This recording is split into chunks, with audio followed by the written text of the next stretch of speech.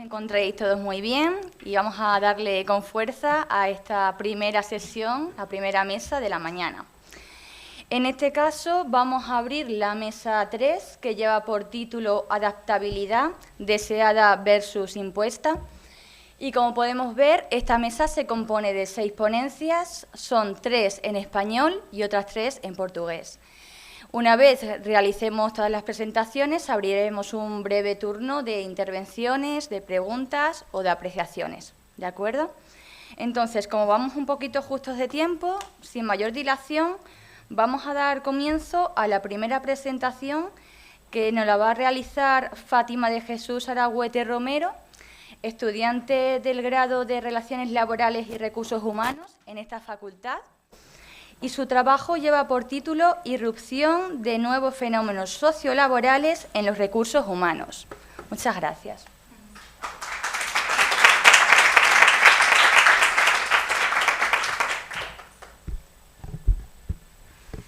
Buenos días. En primer lugar, agradecerle a todas las personas que han llevado a que este seminario se lleve a cabo. Y sin más dilación, empezamos. En primer lugar, mi nombre es Fátima de Jesús Aragüete Romero. Como bien me han presentado, soy estudiante del grado en Relaciones Laborales y Recursos Humanos. Mi tutora es María Isabel Sánchez Hernández, de la cual ya hemos hablado anteriormente. Y hoy vengo a presentaros mi TFG, que es en construcción todavía, y trata sobre la irrupción de nuevos fenómenos sociolaborales en los recursos humanos. En primer lugar, hemos elegido este tema porque hemos observado que están surgiendo nuevos fenómenos sociolaborales, como es el caso del concepto del sufrimiento en el trabajo y otros que están dentro de otros factores que están dentro de este. También hemos observado y hemos analizado cómo la pandemia del COVID-19 e incluso otros cambios como la digitalización han afectado a la salud mental de los empleados.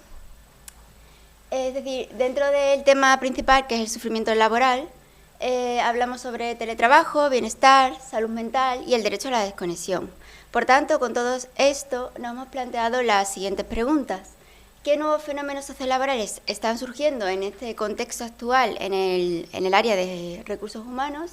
Y también, ¿qué es el concepto del derecho a la desconexión y cuál es su importancia y el alcance que tiene en la sociedad actual?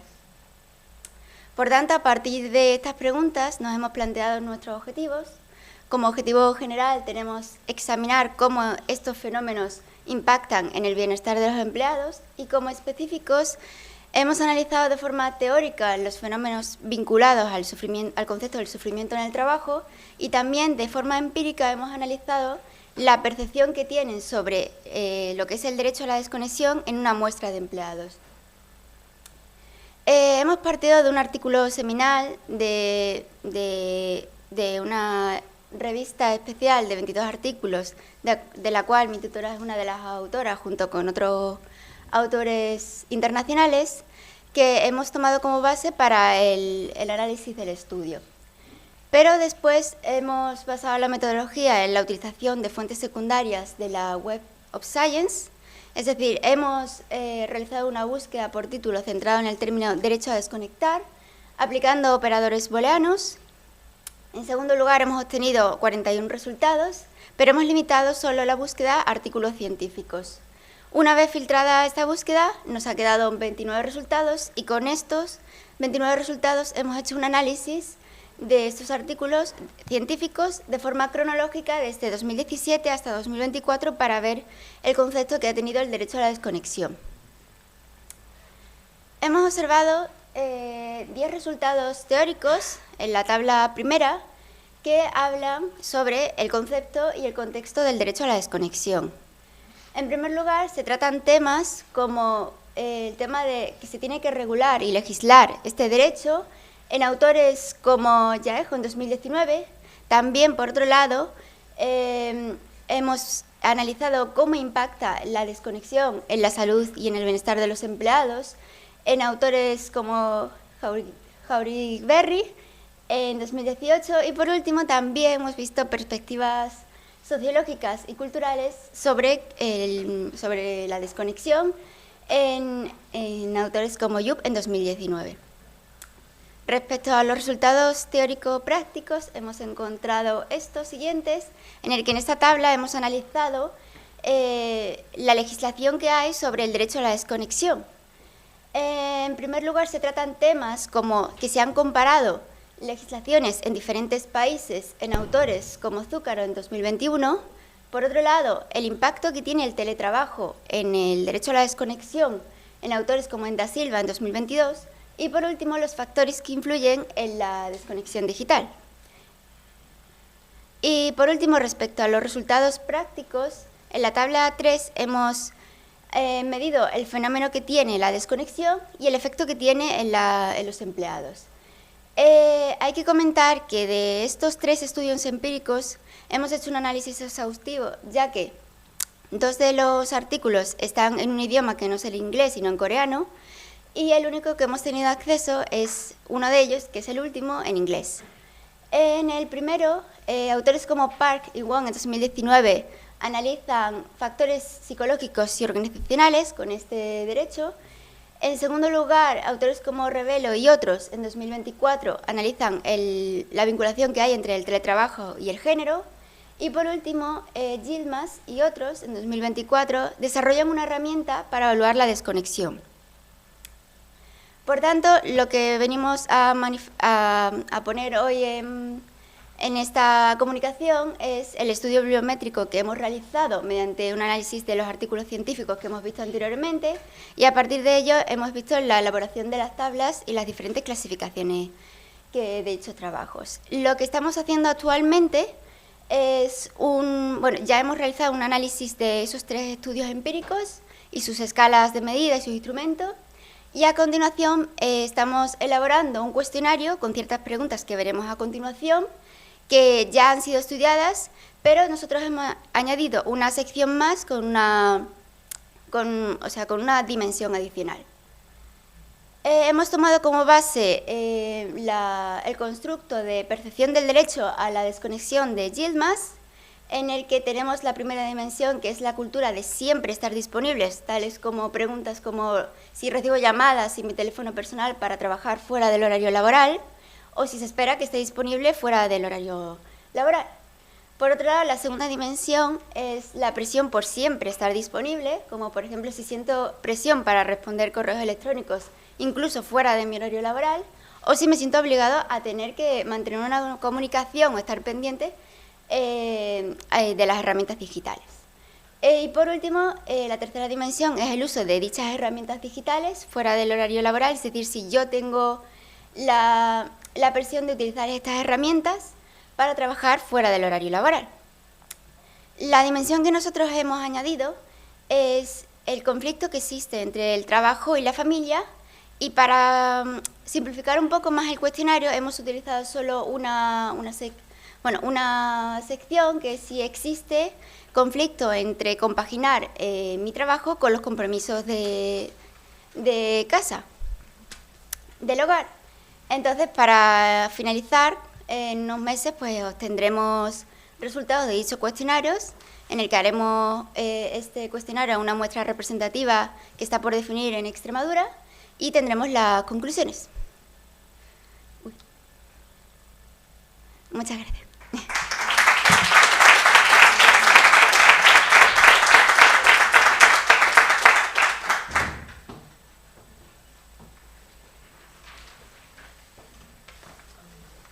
Muy bien, muchas gracias, Fátima. La verdad es que una investigación muy interesante, ese derecho a la desconexión en los tiempos que corren. Perfecto, pues vamos a pasar a la segunda ponencia, la cual la va a realizar Julián José Miguel, estudiante de la Facultad de Derecho.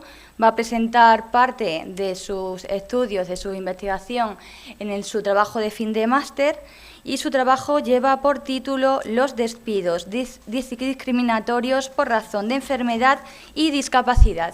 Adelante.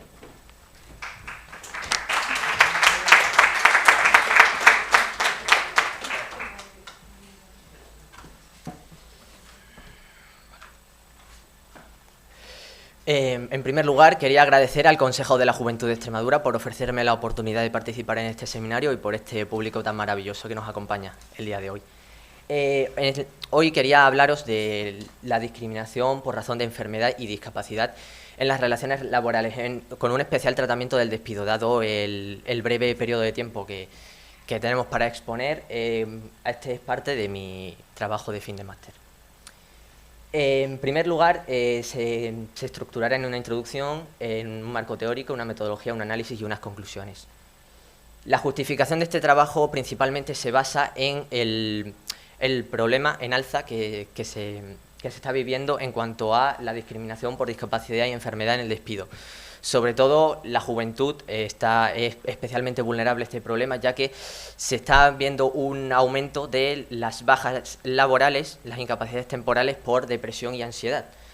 Por tanto, la juventud es especialmente vulnerable a este problema y por ese motivo lo he elegido como tema del día de hoy. En cuanto a los objetivos, me gustaría explicar brevemente y de forma didáctica cómo este problema se ha afrontado legalmente en España y en la Unión Europea. El marco teórico se basa en las principales sentencias y legislación vigente acerca de esta problemática.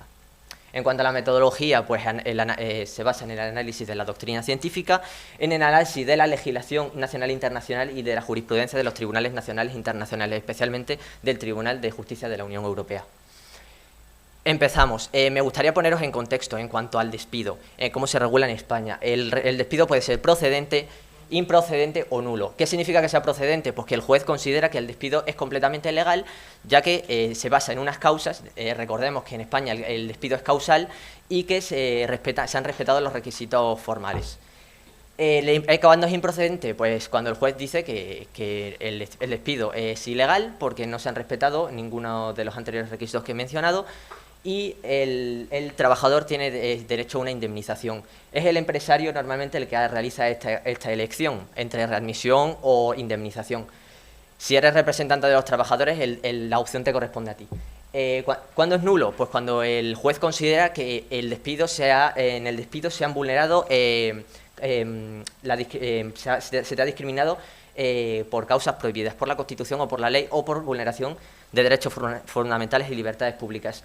Tienes derecho a una indemnización legal y a una indemnización adicional por daños y prejuicios por ese derecho fundamental que se te ha vulnerado. Y además tienes derecho sí o sí a la readmisión. En cuanto a la situación, imaginaos que os despiden estando enfermos o en situación de baja laboral. Eso es una cosa que le puede pasar a cualquiera de vosotros. Muchos estáis trabajando y os puede ocurrir. Esto os interesa bastante porque podéis acudir tanto a la tutela antidiscriminatoria por discapacidad y a la tutela antidiscriminatoria por enfermedad. Pero ¿cómo es esto? Si yo estoy enfermo, no soy una persona en situación de discapacidad, ¿no? Pues es todo en base al artículo 14 de la Constitución, que ampara el derecho de igualdad y no discriminación en la Constitución española. ¿Cuándo podéis acudir a la tutela antidiscriminatoria por discapacidad? Pues en base a la Convención de Naciones Unidas sobre los Derechos de las Personas con Discapacidad y de la Directiva 2078, muy importante. ¿Por qué el Tribunal de Justicia de la Unión Europea, a partir del caso HK Danmark, dice que los trabajadores se pueden amparar al concepto de discapacidad si solamente están enfermos? Porque los trabajadores eran completamente vulnerables, se les despedía mientras estaban incapacitados laboralmente o de baja y no tenían derecho a la nulidad. Como mucho tenían derecho a la improcedencia, porque no había causa del despido, te despedían simplemente por estar enfermo o estar de baja laboral. Por tanto, ¿qué pensó el Tribunal de Justicia de la Unión Europea? Pues vamos a coger la definición de discapacidad, que son aquellas personas que tengan deficiencias físicas, mentales, intelectuales o sensoriales a largo plazo que al interactuar con diversas barreras impide su participación plena en igualdad de condiciones con el resto de trabajadores, y vamos a decir, pues si cumple con esta definición mi enfermedad, puedo acogerme a la tutela antidiscriminatoria por discapacidad, ya que la enfermedad no estaba, como digo, regulada como causa de discriminación en ningún caso, ni en ninguna legislación nacional ni internacional. Por tanto, dice, bueno, pues una enfermedad puede incluirse en el concepto de discapacidad. ¿Cómo se puede asimilar la enfermedad a la discapacidad? Pues muy sencillo. Se tienen que cumplir estos requisitos, eso sí. Tiene que ser una enfermedad diagnosticada, da igual que sea curable o incurable, eso da igual. En segundo lugar, que provoque una limitación derivada de dolencias físicas, psíquicas o mentales. En tercer lugar, que impida la participación plena y efectiva del trabajador en igualdad de condiciones con el resto de trabajadores. Esto es lo más importante. Si tu enfermedad te impide la participación en el trabajo en igualdad de condiciones que el resto de tus compañeros, se te puede amparar por encontrarte en situación de discapacidad. Pero más importante es aún cuando es de larga duración, cuando tu enfermedad sea de larga duración. En todo caso será cuando no tenga a corto plazo un pronóstico de mejora. Pero más importante es aún el concepto de ajustes razonables. Si tú estás enfermo, estás trabajando, pero no se te adapta el puesto de trabajo según tu enfermedad, por ejemplo, en cualquier tipo de enfermedad se te tiene que adaptar el puesto de trabajo. Por ejemplo, una lesión. Pues si tú necesitas movilidad en ese momento, es un trabajo que necesita mucha movilidad, pues te tienen que, por ejemplo, cambiar de puesto de trabajo. Sería una buena idea, ¿no? En un trabajo más administrativo, por ejemplo, que no necesite tanta movilidad. En segundo lugar, bueno, y también muy importante, la obesidad también se ha llegado a calificar como una discapacidad, ya que, por ejemplo, los problemas de movilidad que te causa o la predisposición a ciertas patologías también se ha considerado una discapacidad, según el Tribunal de Justicia de la Unión Europea. Incluso un funcionario de prisiones que tenía que tener un cierto nivel de audición se le despidió, porque el reglamento aquí en España decía que a partir de un nivel de audición no podía trabajar. Pues según el Tribunal de Justicia de la Unión Europea era posible que con un audífono se respetara su derecho al trabajo y efectivamente se conservó su puesto de trabajo de forma adaptada. Vale, ahora quería hablar de la discriminación por enfermedad.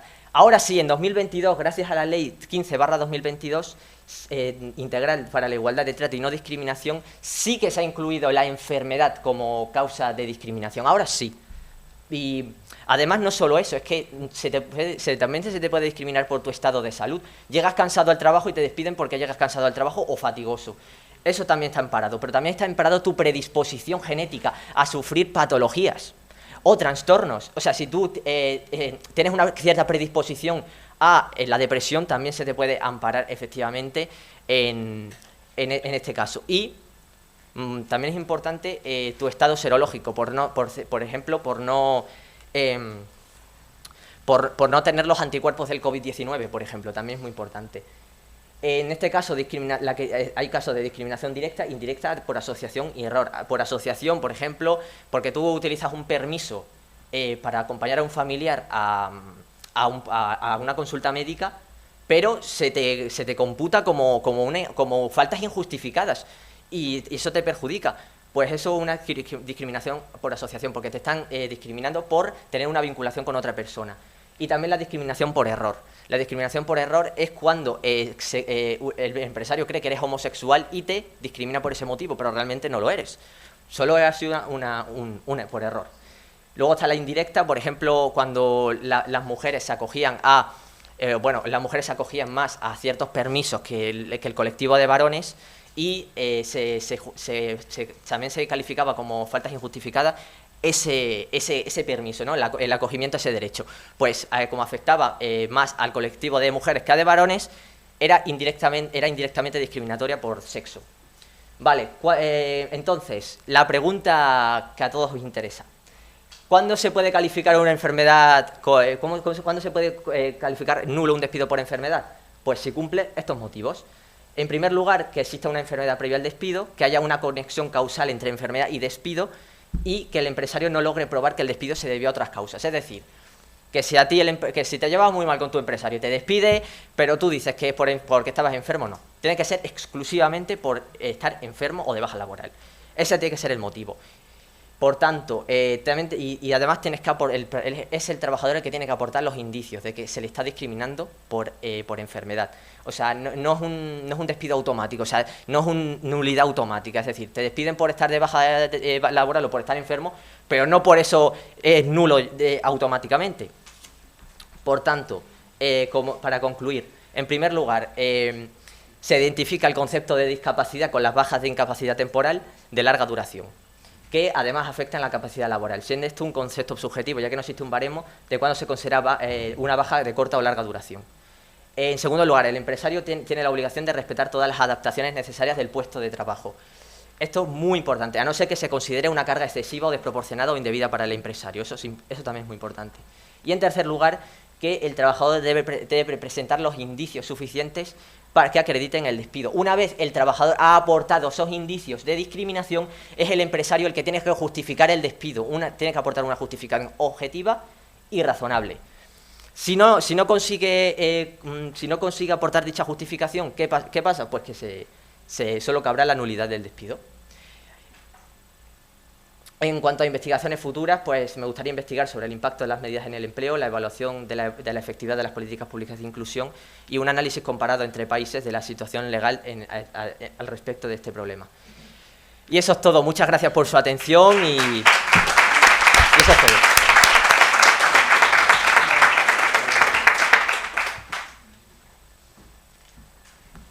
Muy bien, Julián José, un tema de gran importancia, digamos, en el entorno laboral actual. Muy bien, pasemos a la tercera intervención, que la va a realizar Joao Horta. Lleva por título, Joao Horta es investigador en el Instituto Mediterráneo de Agricultura, Medio Ambiente y Desarrollo de la Universidad de Évora y lleva por título Suelo, unión de todas las generaciones en su defensa. Cuando desees.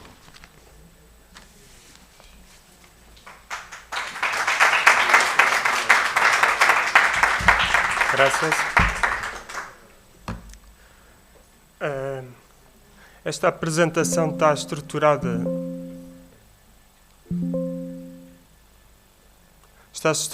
sobretudo em duas fases. A primeira em que é feita uma resenha histórica dos principais acontecimentos do solo e depois outra parte de ensaios de campo que foram efetuados no sul de Portugal.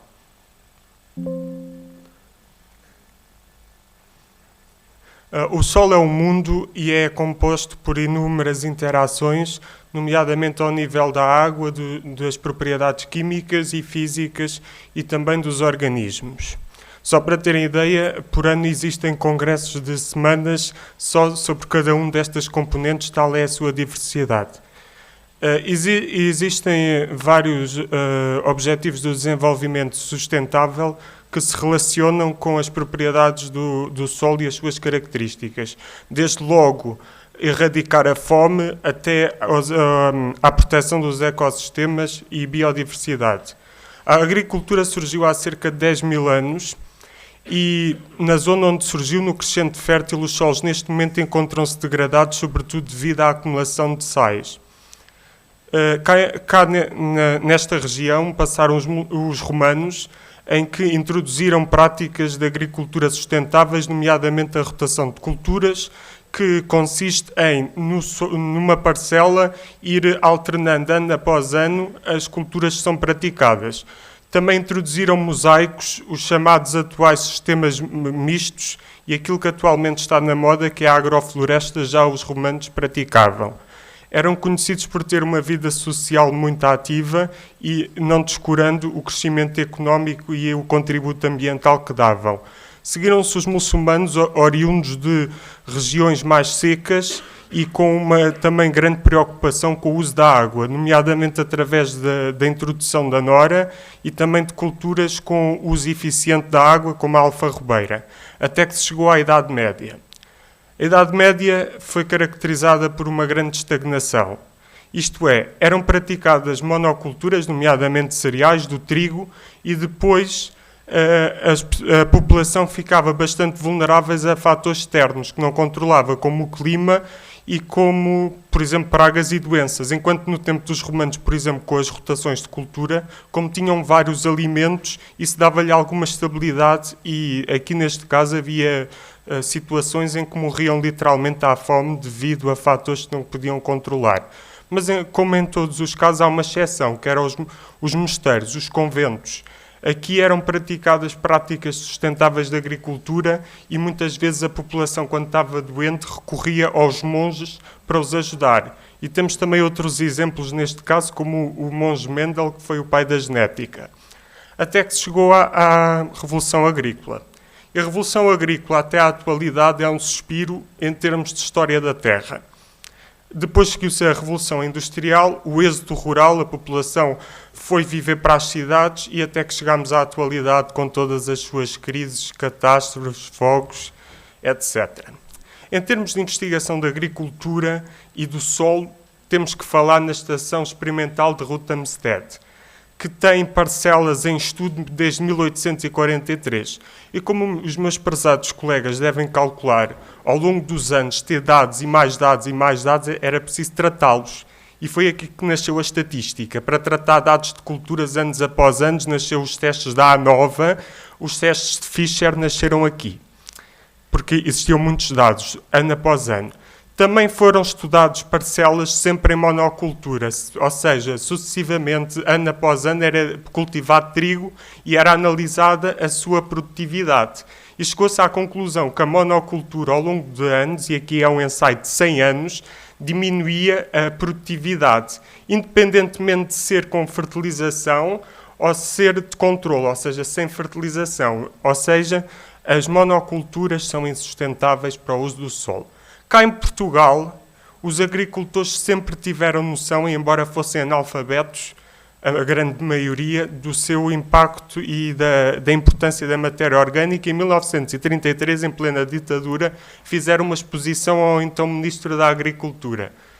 Senhor, em vão esta província inteira, e aqui temos a província, desmoita, lavra, atalha a sementeira, suando até à fralda da camisa. Falta a matéria orgânica precisa, na terra que é delgada e sempre fraca, a matéria em questão chama-se caca.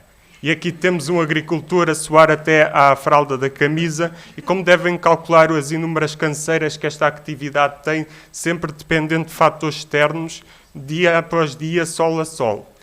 E os agricultores, mesmo sem estudos, tinham experiência e sabiam que quanto maior a matéria orgânica, maior a produtividade das culturas, e neste caso concreto o professor Mário de Carvalho demonstra até que quanto maior a matéria orgânica, maior a eficiência dos fertilizantes e dos adubos. Nesta altura, a investigação fazia-se de Lisboa para o resto do país, até que surgiram os primeiros investigadores portugueses que decidiram romper com o paradigma e foram fazendo a investigação no local onde as culturas eram praticadas. Temos aqui o caso do professor Vieira Natividade, que fez notórios trabalhos em termos do sobreiro e também em termos das pomóides, por exemplo, a maçã, e toda a vida impôs contra a campanha do trigo, porque a campanha do trigo mobilizava o solo e a matéria orgânica ia-se perdendo ano após ano e os solos iam ficando cada vez mais inférteis. Tendo fama internacional, o engenheiro de Los Montes, Salvador Robes Trueba, convidou o professor Vieira Natividade para vir estudar os sobreiros de Espanha. E o professor foi e estudou os sobreiros do sul e sudoeste espanhol. Isto é um exemplo bastante elucidativo da cooperação Portugal e Espanha, aquilo que estamos precisamente a fazer aqui. E então o professor chegou à conclusão que Espanha tinha melhores solos que os solos portugueses, mas piores árvores.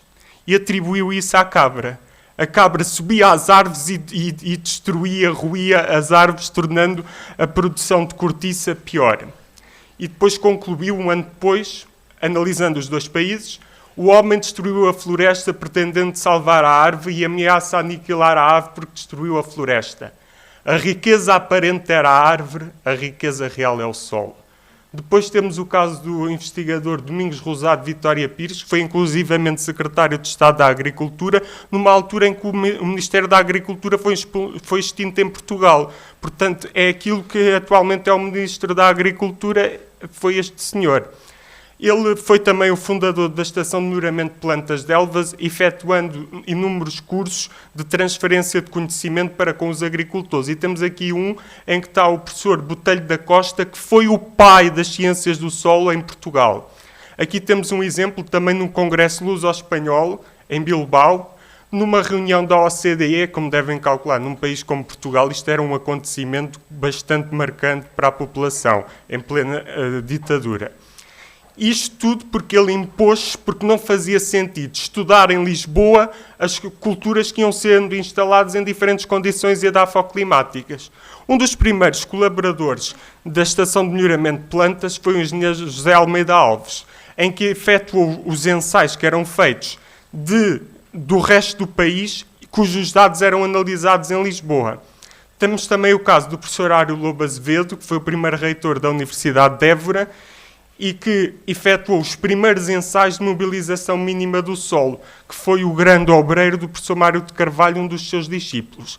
Ora, eu falei que o solo relacionava-se com estes objetivos. No entanto, nos últimos anos, tem-se assistido, como em toda a sociedade, nos países desenvolvidos, o aparecimento também das mulheres. Temos aqui o caso da professora Manuela Abreu, a professora Amarilis de Varennes, que foi a primeira presidente do Instituto Superior de Agronomia, a professora Margarida Tomé, que foi recentemente condecorada, a doutora Maria Conceição Gonçalves, que é especialista na água do solo, a professora Teresa Pinto Correia, que é especialista em governança europeia, e a professora Isabel Brito, que é especialista em biologia do solo. Todas estas senhoras mostraram que não faz sentido prejudicar um homem e uma mulher por uma condição que é imposta à nascença, mas sim que o seu valor dependa do seu caminho e daquilo que fazem ao longo da vida. Ora, passando finalmente para o caso das parcelas em estudo. Todas a sul do Tejo, cerca de 300 parcelas, em que foi averiguado o fator mais limitante, a escassez hídrica estival. Isto é, no verão o solo vai perdendo umidade. Houve outros fatores, também as lesões nos sobreiros, por o descortiçamento intensivo, a erosão, as diferenças intraparcelares, isto em explorações cujo modelo económico principal é a produção de carne.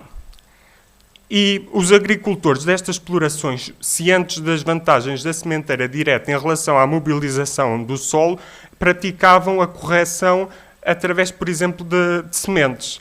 Outro fator que muitas vezes prejudica a produtividade é a compactação do solo. Os solos portugueses têm problemas de drenagem. Também, por vezes, foi detectado pastoreio seletivo. Os animais não vão às espécies que lhes prejudicam, isto num solo cuja espessura efetiva é reduzida e que tem bastantes limitações, o que nos leva a uma gestão adaptativa ao longo do ano.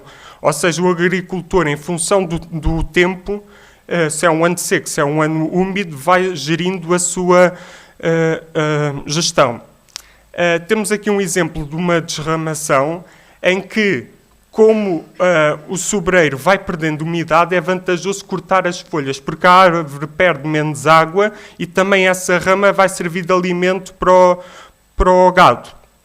Isto em explorações que se caracterizam por baixos encabeçamentos e sistemas holísticos. E esta variabilidade no solo dá o pontapé de saída para a agricultura de precisão, que permite tratar o que é diferente, de forma a obter os melhores resultados possíveis. E se repararem, uma exploração tem várias parcelas e este ciclo multiplica-se pelo número de parcelas, o que dá inúmeras oportunidades para a nossa geração, devido à sua afinidade com as novas tecnologias. Conclusões. O solo relaciona-se com o homem, com o ambiente e com o bem-estar e proporciona uma economia, um crescimento, ou seja, tem valor económico. E as novas gerações têm que tirar partido desta oportunidade de modo a ter os resultados sustentáveis. Deixo aqui as referências. Eu esqueci-me de colocar os ensaios de não mobilização do solo feitos em Lisboa, do professor Ário de Lobo Azevedo, e só reparei depois de enviar a apresentação, mas quem quiser eu posso mandá-los. Deixo os meus contactos para trocarmos ideias e termino com esta frase. Uma nação que destrói o seu solo, destrói-se a si própria. Quero agradecer a todos, às equipas que tive o privilégio de acompanhar.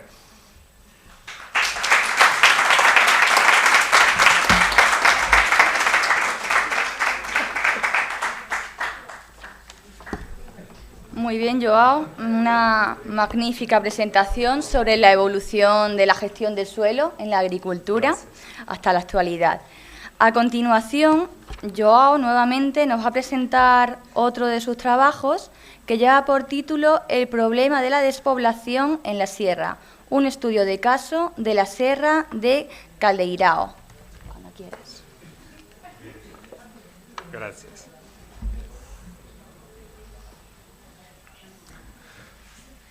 Esta apresentação tem uma grande ênfase a nível da Serra do Caldeirão e apresenta os resultados de um estudo da população, por isso pode ser dividida nessas duas partes.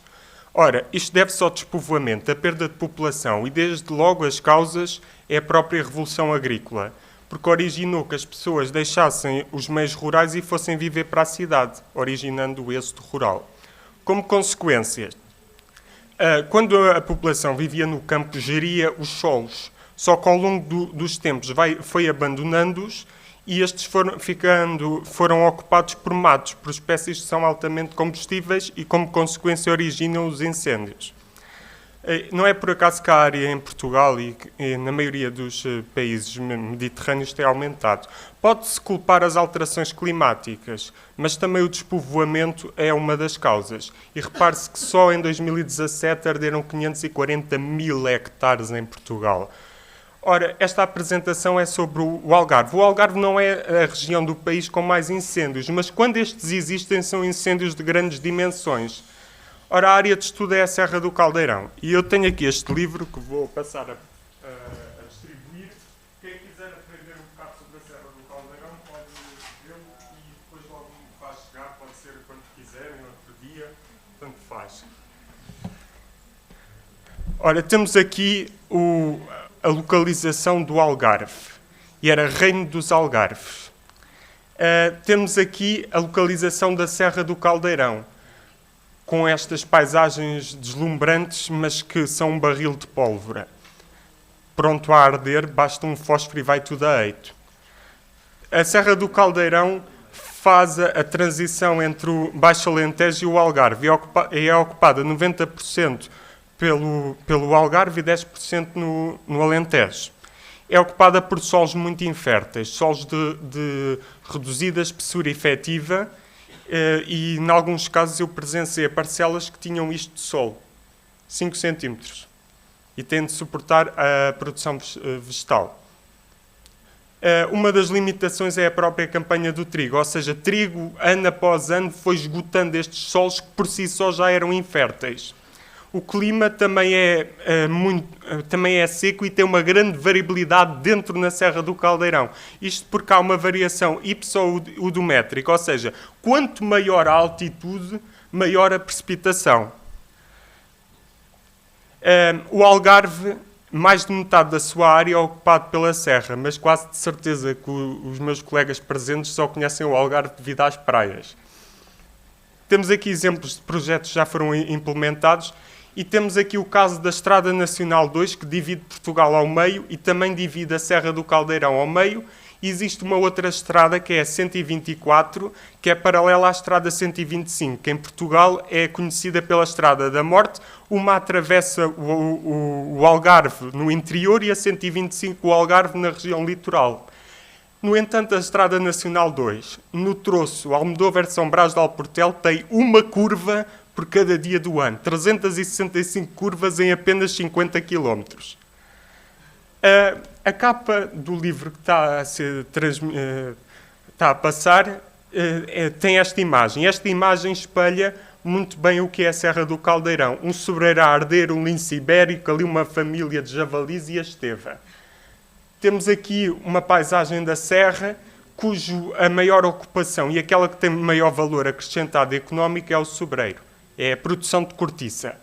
No entanto, também tem alto valor de polinização para os polinizadores e consequente produção de mel. No entanto, nos últimos anos nós reparamos que está a ser ocupada pelos matos. E neste caso temos de dar ênfase à esteva, porque a esteva é o mato dominante e tem substâncias alelopáticas que inibem o crescimento de outras espécies com mais interesse económico.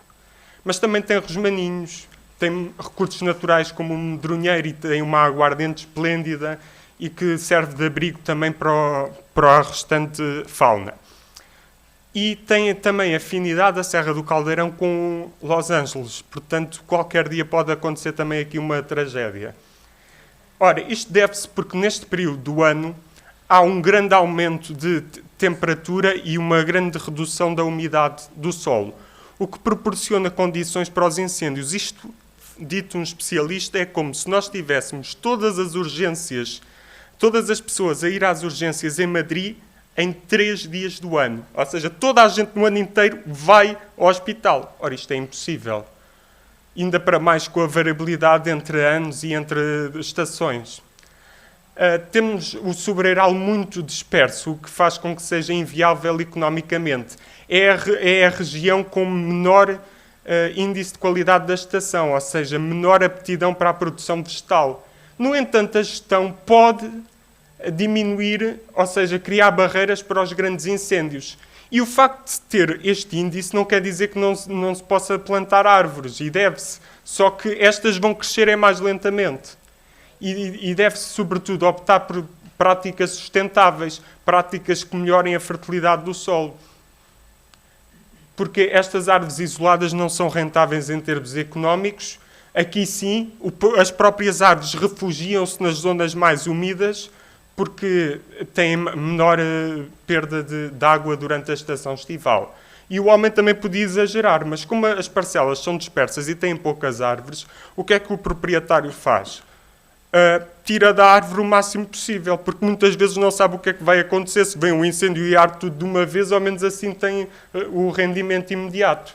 Tem-se assistido, por isso, a acentuada mortalidade de sobreiros, e devem-se optar práticas que privilegiem o crescimento da cortiça, monitorizando-la. Passando para os resultados da população, foram analisadas as 27 freguesias que ocupam a Serra do Caldeirão, e reparou-se que tem estado a perder população, a maioria delas desde 1864, foi o ano dos primeiros censos em Portugal. No entanto, nem todas as freguesias são ocupadas por Serra do Caldeirão, e temos aqui no caso de Lolé, em que só a freguesia do Ameixal é exclusiva da Serra do Caldeirão. E então eu vou cingir-me só aos resultados desta freguesia, porque é representativa da região. Tem casas típicas e tem-se assistido não só uma diminuição acentuada da população, que por acaso coincide com o aumento da área ardida em Portugal. Peço desculpa. Como também um acentuado envelhecimento da população. E repare-se que a população que tem mais de 65 anos é igual a todas as outras classes de população. E o mesmo acontece em 2021.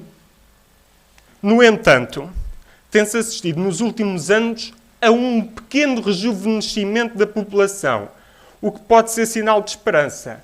A densidade populacional é muito baixa. Em 100 campos de futebol cabem 3 pessoas. Só para verem, em grandes cidades, por vezes este número chega aos 1000 e até em algumas 10.000 pessoas em 100 campos de futebol. E aqui temos só 3. E isto origina os grandes incêndios. Temos aqui o exemplo de 2004, que ardeu cerca de metade da Serra do Caldeirão. A doença do sobreiro. A mortalidade e o uso do solo através de práticas de agricultura permite que os incêndios vão parando na zona em que começa a agricultura. E, curiosamente, os sistemas de uso do solo com matos aqueles em que a severidade do fogo é maior. E sistemas com sobreiros e até com eucaliptal, que muitas vezes as pessoas atribuem ao pobre do eucalipto a culpa da área ardida, não são aqueles que têm maior severidade do fogo. Oportunidades imensas, desde turismo e lazer. A Serra tem grandes parques, nascentes, vistas espetaculares. A volta ao Algarve em bicicleta tem uma etapa que passa na Serra do Caldeirão e a própria... Peço desculpa, mas acho que o ponta não está a funcionar muito bem. A própria volta ao Algarve em bicicleta, também, quando passava do Algarve, tinha uma etapa que fazia a tal estrada das 365 curvas. Isto com vistas deslumbrantes e o ordenamento do território tem que passar obrigatoriamente pelo aumento da fertilidade do solo. Isto é, com sistemas que permitem a reciclagem de nutrientes e colocando as árvores nos locais certos, as espécies nos locais certos, e é para isso que nós cá estamos. Aqui há um caso de um ensaio em que o Estado financiou 200 pinheiros para um agricultor plantar. Só que só um é que sobreviveu.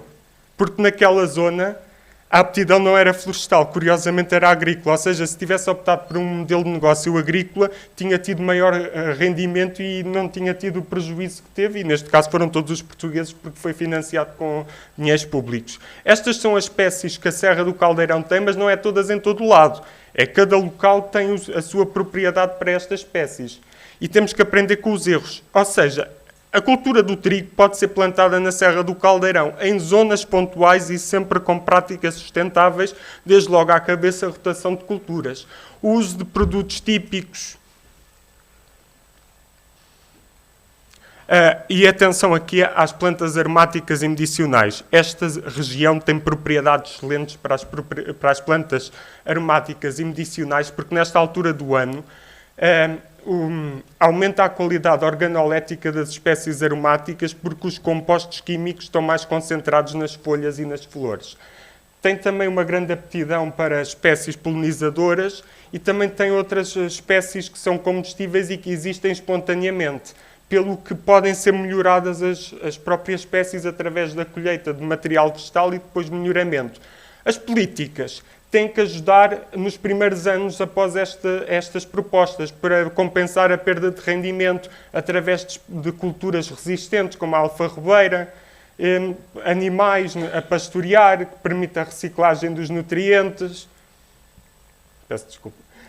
As culturas autóctones, ou seja, se uma zona tem aptidão para o pinheiro, é porque tem todas as condições para haver pinheiro naquela zona.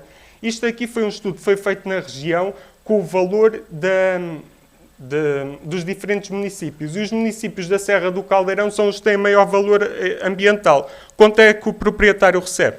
0. Isto é preciso ver e desfrutar da região. Existe uma série de cultura gastronómica, por exemplo, ensopados de javali, manjares de grão, mel com boa qualidade, feiras, romarias, aguardente de medronho, produtos de artesanato e até história. Quando foi a Guerra Civil Portuguesa, houve um senhor que era o Remexido, que demoraram 4 anos para o capturar porque ele fugia-se na serra e refugiavam. E só o capturaram porque veio um exército do norte, outro do sul, outro do oeste e outro do oeste, e no cruzamento da estrada 124 com a estrada nacional 2 foi onde o capturaram. E também a revitalizar a estrada nacional 2, repare-se que é uma estrada das maiores do mundo, num país pequeno. E justiça seja feita, está a ser revitalizada, revitalizar o setor da cortiça. As casas estão em ruínas, portanto, também podem ser recuperadas. As casas, há uma grande oferta de casas para venda, o que também pode ser uma oportunidade, porque quando a oferta é grande, o preço diminui. E as alterações climáticas. E, para terminar, eu trago aqui o caso de um ensaio em que estão a pôr painéis solares na vinha Lisboa. Ora, isto na Serra do Caldeirão é como pão para a boca, porque se nós temos culturas em stress numa zona em que a radiação é mais elevada que em Lisboa, isto vai dar maior quantidade de energia e ainda vai diminuir as perdas de água da vegetação. Conclusões. Desde logo, os recursos naturais, os produtos, a qualidade, a história e a tradição, e até tem oportunidades, como a nova Lei dos Solos, que abandonou o governo português recentemente, como também a procura da paz em termos mundiais, porque nesta zona está sem habitação, portanto tem todo o interesse de ser repovoada. Porquê com pessoas que vêm se refugiar no nosso país? Porque não? E eu coloquei ali o desinteresse da juventude como ponto de interrogação. Será que a juventude tem interesse em viver para este tipo de território? Termino com trabalhos futuros e um é já amanhã. Pela primeira vez vai ser feito o primeiro mercado do Caldeirão em São Brás de Alportel, com produtos típicos da região. E eu preparei uma entrevista para os vendedores para saber o ponto da situação. Deixo as referências para quem quiser abordar o assunto e quero agradecer profundamente a todas as pessoas que eu tive o privilégio de aprender e acompanhar, ao projeto REMAS, que é precisamente o Interreg, e sobretudo àquelas que eu pude acompanhar no campo. Termino com esta frase: não me teria atrevido a vir aqui apontar misérias, inventariar desgraças, pôr a nu ocultas chagas, dizer verdades agrestes e referir coisas medonhamente tristes, se a esperança de um futuro melhor não guiasse e inspirasse meus passos. Deixo os meus contactos, isto é só o princípio.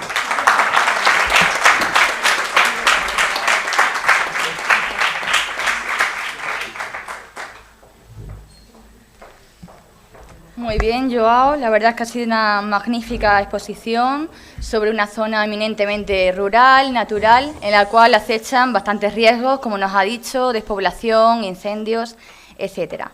Muy bien, para ir concluyendo, en la quinta ponencia nos la va a realizar José Antonio Martins Carola, de investigador en el Observatorio de Turismo Sostenible del Alentejo, Évora, y su trabajo se titula Destinos turísticos inteligentes y participación de las partes interesadas para la gestión del turismo local.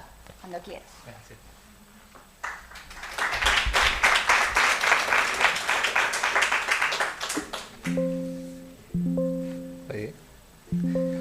Bom dia a todos. É um prazer estar aqui hoje e agradeço muito à organização do evento e a todos os participantes para, enfim, ter esta oportunidade de apresentar... Olá. Graças.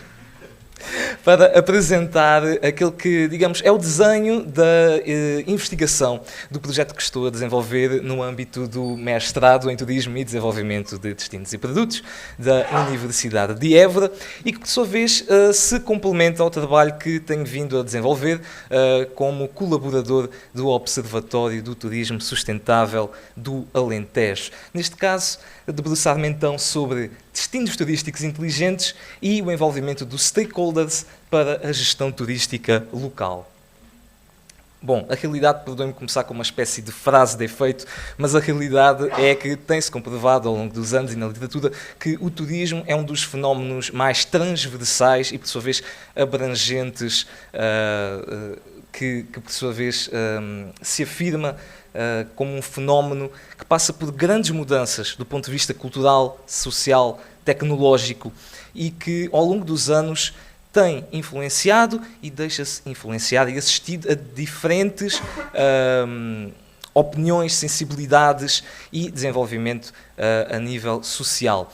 Os interesses da procura mudam, as pessoas mudam, vêm as novas gerações e, por sua vez, as tecnologias de informação e comunicação têm alterado drasticamente os processos, mais uma vez, a nível social, cultural e económico. E, portanto, devido a todas essas alterações de interesses, todas essas novidades e necessidade de uma sensibilidade, vão aparecendo desafios e mudanças constantes, que, por sua vez, aumentam o nível de competitividade e obrigam os agentes da oferta e os destinos a serem smart para inovar e sobreviver na indústria. Smart, além da perspicácia e da inteligência em termos de gestão de territórios e de recursos, é, digamos, um chavão que se foi desenvolvendo no final do século XX e que se começou a debruçar sobre a integração de meios tecnológicos para agregação, armazenamento e partilha de informação e também a utilização de meios tecnológicos como a digitalização. E é um termo tão abrangente que começou a ganhar novas roupagens e a ser aplicado a outras necessidades, como é o caso das Smart Cities, um conceito baseado na aplicação das tecnologias de informação e comunicação para a tentativa de resolução das necessidades do contexto urbano, tecnicamente para melhorar a qualidade de vida dos residentes, mas sem dúvida também a eficiência da prestação de serviços e a melhoria das estruturas em tempo quase real. Por sua vez, o próprio turismo foi assistindo ao aumento da digitalização e também do mundo virtual. E, mais uma vez, se as próprias necessidades, se as próprias ambições da procura de quem faz turismo se alteram, também os agentes da oferta começaram a perceber aqui o potencial. E mais do que a partilha de informação, é utilizar esses dados, essa informação, transformar em conhecimento e adquirir apoio estratégico para, mais uma vez, a utilização de recursos mais eficaz e eficiente.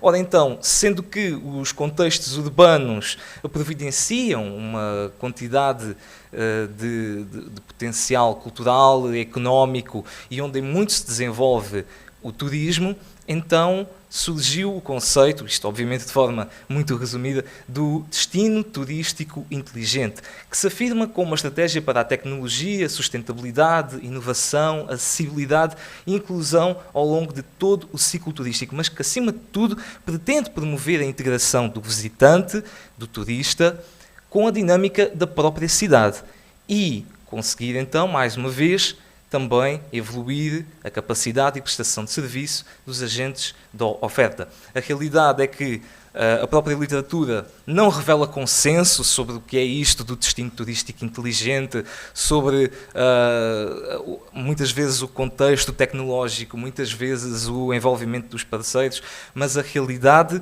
é que há esse foco e há esse entendimento de que, se vamos falar de destino turístico inteligente, se vamos falar do território, então há que pensar na ideia, na metáfora de um ecossistema. E, portanto, um ecossistema de partilha de informação que tem desenvolvido o interesse por parte na criação de modelos e que tem sido, como é o caso do modelo de diagnóstico e criação de destinos turísticos, criado pela Segitur, aqui pela Secretaria de Turismo de Espanha, e que foi sendo aceito mundialmente pela literatura, assentar modelos na inovação, na tecnologia, na sustentabilidade, na acessibilidade e, acima de tudo, na governança. Porquê? Porque, pegando na metáfora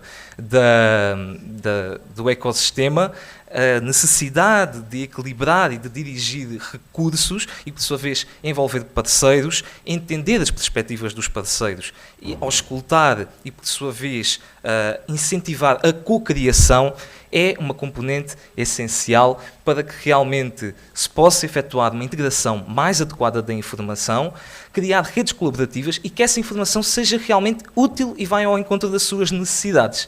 Desse modo, sendo que as partes interessadas, os stakeholders, são todos aqueles que, de certo modo, podem impactar e ser impactados pelas medidas que vão sendo desenvolvidas, os municípios são, de certo modo, uma base para a constituição essencial de qualquer rede, na medida que, tecnicamente, trabalham diariamente para os cidadãos e para os visitantes. E todos os dias, com todas estas alterações que acontecem a nível económico, cultural e social, têm a necessidade de definir estratégias, planos, ações, gerir recursos. Pois bem, é justamente com os municípios que o Observatório do Turismo Sustentável do Alentejo e Ribatejo tem uma das suas principais frentes de trabalho. Inclusivamente, foi desenvolvida uma plataforma onde a recolha de dados primários, a integração e a partilha de informação é essencial. Mas, apenas para dar um contexto muito breve, o Observatório de Turismo Sustentável do Alentejo e Ribatejo é um laboratório de investigação, coordenado por uma equipa de investigadores da Universidade de Évora, que é, acima de tudo, uma plataforma de conhecimento que tem como principal missão promover a gestão do conhecimento para monitorizar o desenvolvimento sustentável da região e assim conseguir afirmar-se como um centro de informação que consiga inspirar os agentes turísticos e transformar os destinos. O território de monitorização do Observatório consiste basicamente nas 5 sub-regiões do Alentejo, mais concretamente as 4 regiões do Alentejo e a Lesíria do Tejo, e por sua vez tem como ponto de referência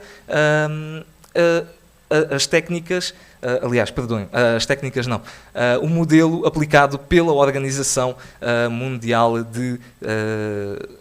Rede Internacional de Observatórios da Organização Mundial de Turismo. 11 áreas de monitorização, vou tentar ser breve, que por sua vez inspiraram o próprio sistema de indicadores da plataforma Pista Digital, uma plataforma criada precisamente para agregação, partilha de dados e informação para apoio dos parceiros. Portanto, reúne um conjunto de indicadores e de informação útil aos agentes do setor do turismo e do terceiro setor, sendo que pretende avaliar riscos, impactos e limites das atividades dos stakeholders, facilitar a identificação de oportunidades para inovação e proporcionar meios para identificar soluções mais adequadas para o uso de recursos mais sustentáveis no futuro.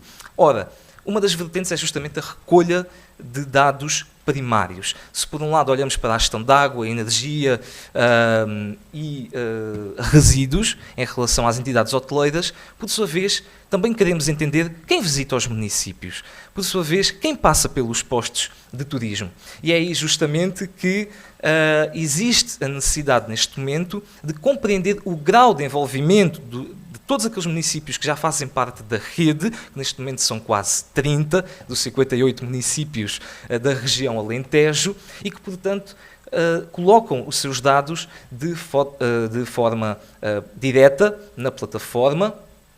E então existe essa necessidade de compreender o grau de envolvimento e, de certo modo, até categorizar o estado de envolvimento desses parceiros. E como é que, afinal, esta plataforma, como é que uma plataforma inteligente contribui para o desenvolvimento da região Alentejo. Assim, basicamente, o trabalho de mestrado e de investigação que eu estou a desenvolver prende-se justamente com o objetivo geral de avaliar o contributo das plataformas inteligentes, neste caso o Pista Digital, para o desenvolvimento dos destinos turísticos ao nível local, portanto, município na região Alentejo, e assim como objetivos específicos, identificar o estágio de desenvolvimento e categorizar os stakeholders municipais, inventariar indicadores que são recolhidos ao nível da procura e da oferta turística locais e avaliar a forma como a informação recolhida é utilizada no apoio à tomada de decisão estratégica dos destinos. Precisamente entender, afinal, como é que tudo isto, todos aqueles gráficos que aparecem, toda a informação que é disponibilizada, até onde é que vai, como é utilizada realmente e que benefícios é que os municípios conseguem entender disso. Assim, basicamente, em termos metodológicos, neste momento estou a encerrar a primeira fase, portanto, em que analisei o estado da arte, recolhi dados secundários que permitem compreender a evolução dos conceitos aplicados e, neste momento, a tentativa é identificar modelos teóricos que possam ser adaptáveis ao contexto da realidade em estudo, nomeadamente em termos de modelos e matrizes que permitam fazer essa classificação e categorização, e, nomeadamente até uma quantificação desse grau de envolvimento, e depois então passar para o estudo empírico, com a aplicação de uma metodologia, com recursos, eventualmente instrumentos mistos de recolha de dados, com entrevistas e questionários que serão aplicados a técnicos e decisores políticos afetos aos postos de turismo. E, portanto, a ideia será, essencialmente, perceber como é que a informação é entendida ao longo dessa hierarquia, desse caminho, e até onde é que ela vai. Como é que o técnico do posto de turismo entende isso, como é que o chefe de divisão entende essa mesma informação, como é que o vereador responsável, eventualmente o presidente da Câmara, e tentar perceber o uso que é utilizado por essa informação. Assim, justamente a literatura demonstrou que muitas das perspectivas desenvolvidas em termos de estudo sobre os destinos turísticos inteligentes têm o foco na tecnologia, sobretudo no contexto urbano. Assim, a tentativa é olhar para o lado da oferta. Portanto, também há muitos estudos que olham para o lado da procura, como é que os destinos turísticos inteligentes afetam a experiência do turista. A ideia é olhar para o lado da oferta numa região caracterizada pelo mundo rural e que, portanto, não se enquadra no contexto urbano das grandes metrópoles, e assim conseguir desenvolver uma matriz, inclusivamente deixar nota que a Organização Mundial das Telecomunicações, que faz parte da Organização Mundial de Turismo, já desenvolveu uma matriz para avaliar o nível de envolvimento dos stakeholders, organizando as partes interessadas em 5 níveis, conforme o grau de interesse, e que muito provavelmente vai servir como fonte de inspiração. Deste modo, poderá criar-se a possibilidade de verificar e avaliar o desempenho do Pista Digital a nível local, bem como os seus impactos nos agentes privados e, obviamente, na comunidade. Muito obrigado a todos pela atenção, graças e até uma próxima.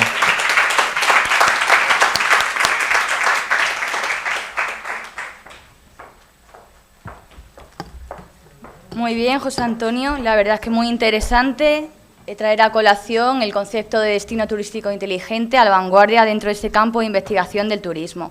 Y muy interesante aún, más interesante aún, ese desarrollo de la plataforma que nos has explicado. Muy bien, ya para finalizar nos quedaría la última ponencia, la cual va a realizar Fran Cover Estrada, es especialista en marco jurídico internacional y trabaja actualmente en la corporación multinacional IBM. Su trabajo se titula Impacto de la inteligencia artificial en la percepción laboral de los administrativos en la generación Z en el sector proceso de negocio como servicio, una revisión de la literatura. Cuando quieras.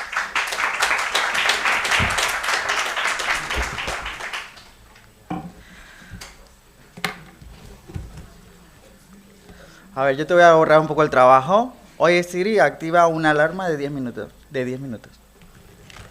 Ya está. Ya lo tienes, ¿vale? Mira, te he ahorrado un segundito de estarte levantando. Bueno, comienzo. Muy buenos días.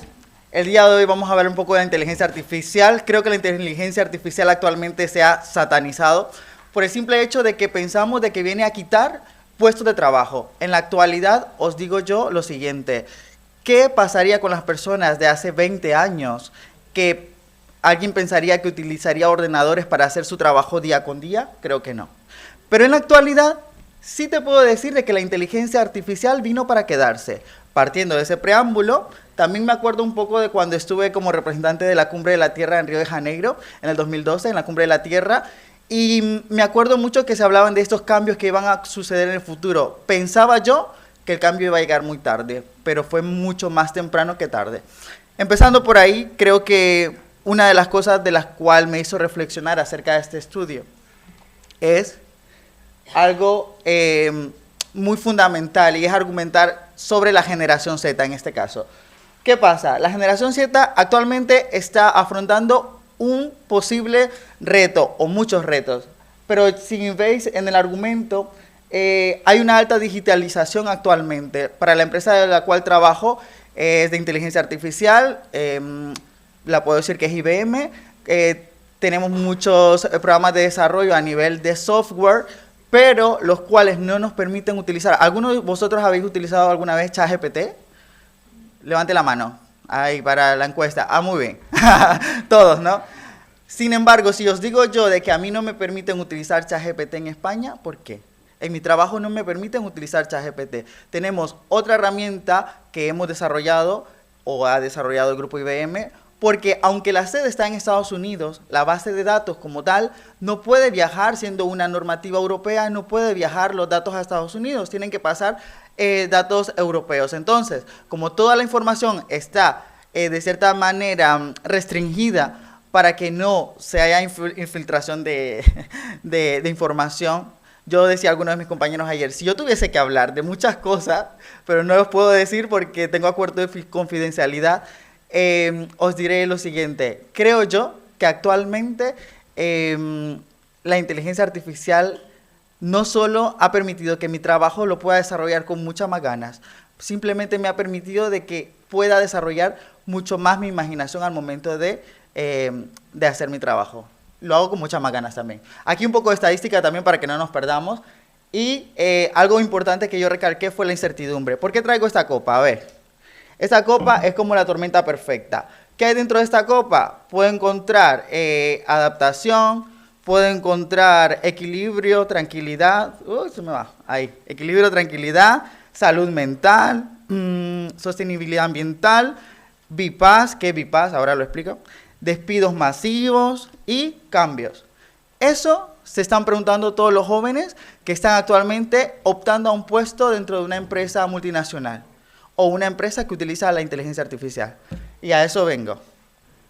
La encuesta de impacto global de la inteligencia artificial, que en este caso ha sido por esta Employee Institute, nos dice de que en España el 67% de los jóvenes encuestados dice que tendrá un impacto positivo.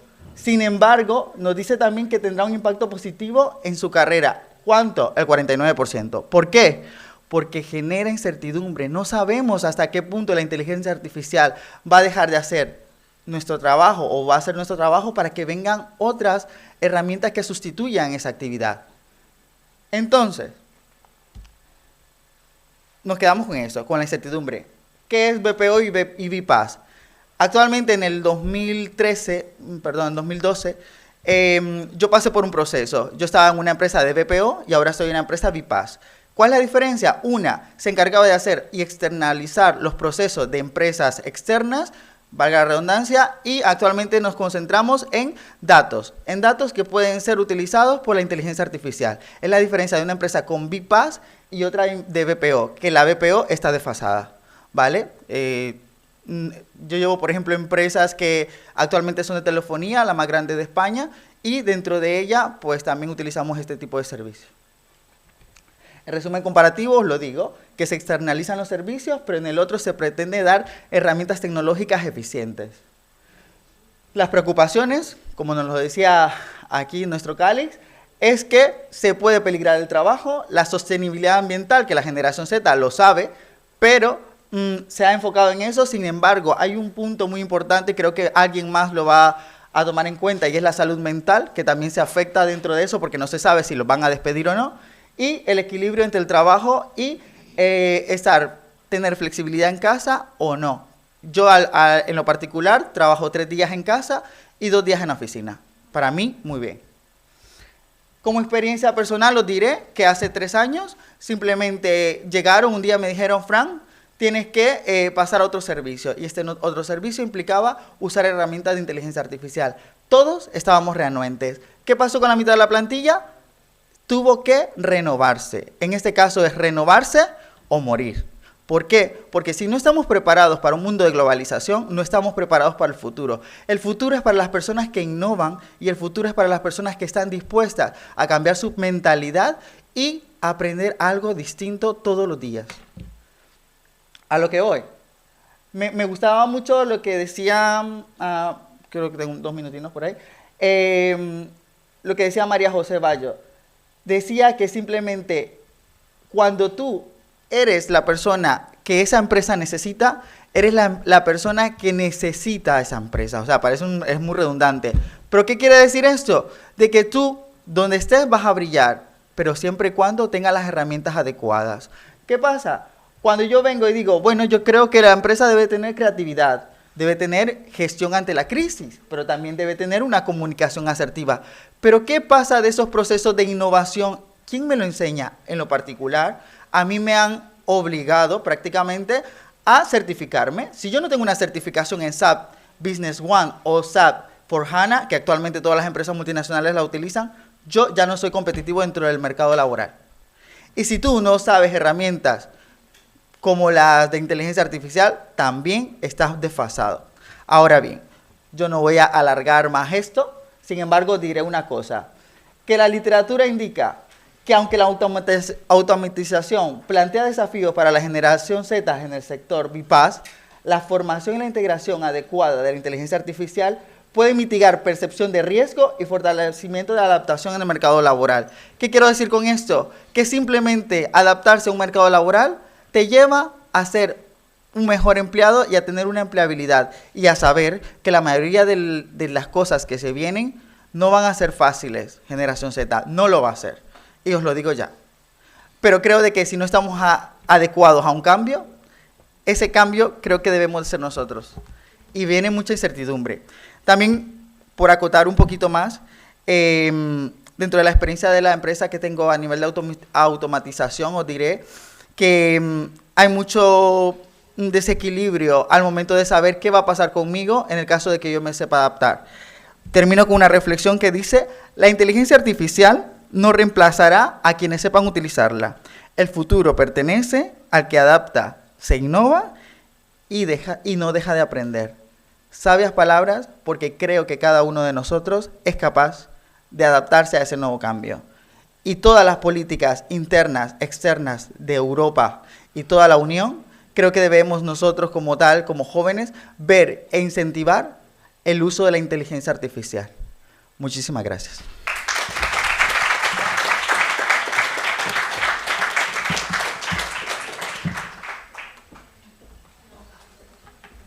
Muy bien, Fran, muchísimas gracias por esta brillante exposición y por trasladarnos cierta tranquilidad ante esta incertidumbre.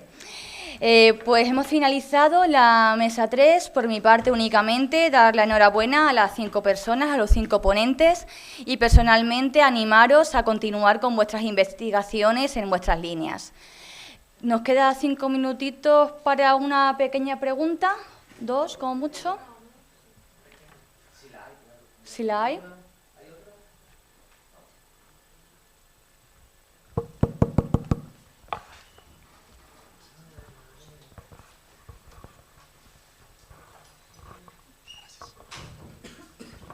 Bueno, muchas gracias a todas por las comunicaciones, muy interesantes. En este caso centro mi pregunta sobre todo en Fran, con la inteligencia artificial.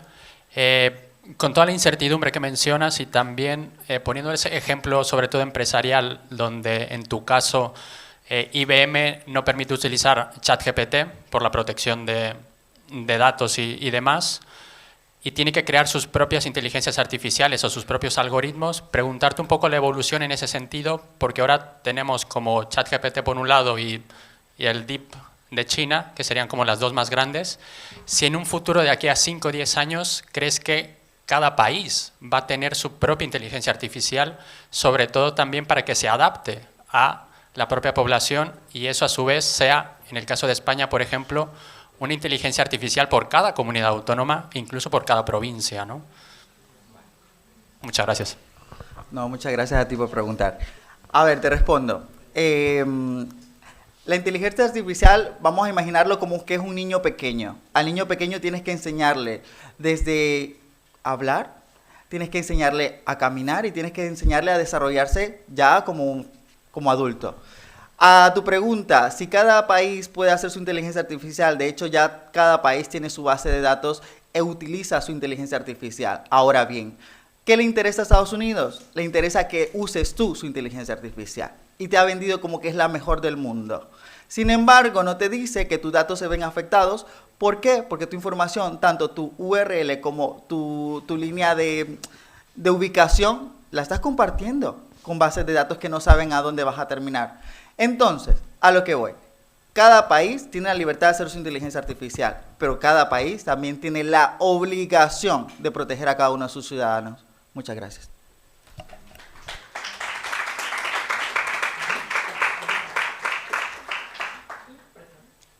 Bueno, pues damos por concluida la mesa 3 y bueno, ha sido un placer, espero que ya os haya parecido interesante.